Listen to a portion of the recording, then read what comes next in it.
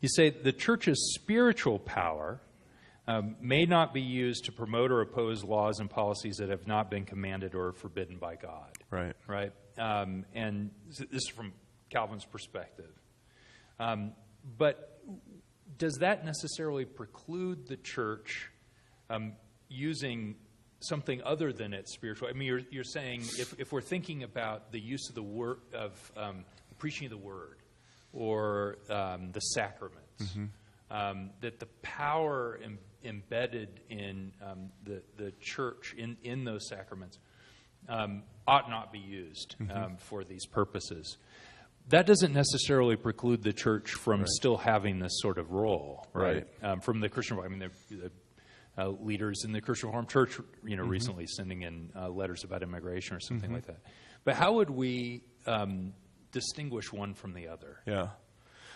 So one of the things maybe helpful to contextualize that for Calvin. The whole reason Calvin works out these principles of the use of church power is, remember, you had the Catholic Church, which had so abused its teaching authority and its disciplinary authority and its sacramental authority that it was tyrannizing the lives of Christians. And the Pope would, put the entire Holy Roman Empire under the ban, prohibit them from the Lord's Supper because of a political dispute with the Holy Roman Empire.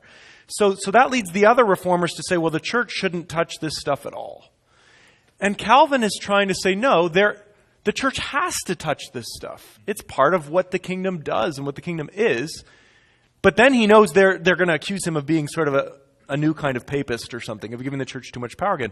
So he's saying the church must do this, but it has to do it in a way that is clear that we are under the lordship of Christ. And that means that the church's teaching power and disciplinary power and sacramental power is always, Calvin's favorite phrase is, bound up within the Word.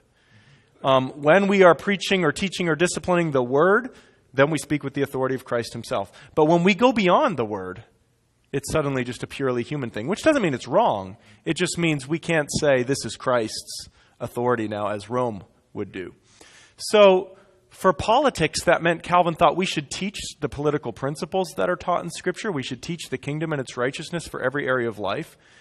But we can't teach in a preaching way in the name of Christ precisely what the policy implications of that are going to be. That then is left up to the vocational callings of Christians. And that's within the Christian liberty then. Now that doesn't mean that they are free to argue for whatever they want, as if there's no right or wrong. What it means is we are now free to argue with each other and try to persuade each other and work together with collective discernment and wisdom to try to determine what the policy implications should be.